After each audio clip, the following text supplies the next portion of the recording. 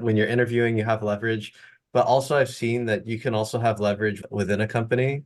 If you're a really high performer, your manager wants to retain you. So if you ask for things and you've been doing a lot of great work or you've been solving a lot of their problems, you'll see that they're a lot more receptive to helping you with your career growth or getting things done. Whereas if you're a less high achieving person, you might be lower in their list of priorities. So there's also ways to have leverage within if you get a lot of things done for them and you're really a critical piece of the team. But what is also true with that is like your manager can't snap their fingers most places and promote you. There are processes that they have to work through. There's other people making the decision. What is true is they do have control over a lot of things, and you can have leverage with them to say, I really need projects that are like feeding the areas that you say I'm missing towards promotion. If I can't get that on this team, let's just be honest about that and let me find a different team where I can or look outside.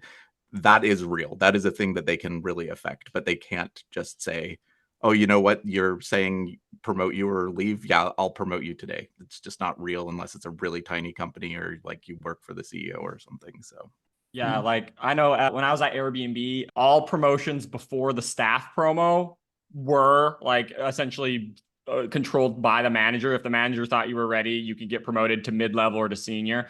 But senior to staff, and any promotion after that was promotion by committee. And I was always like, I don't know about these committees, bro.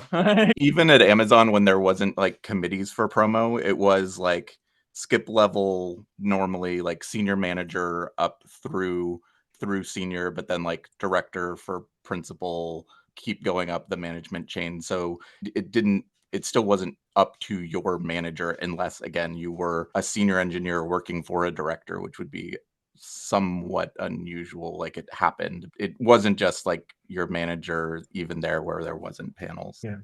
Yeah, that's interesting that you mentioned that, Zach, about lower levels more in control for your manager. I definitely noticed that. If you're trying to get promoted from like junior to mid-level, that's almost entirely even if a committee's making the decision, there's not a lot of ambiguity in that promo. What your manager says is probably what's going to happen.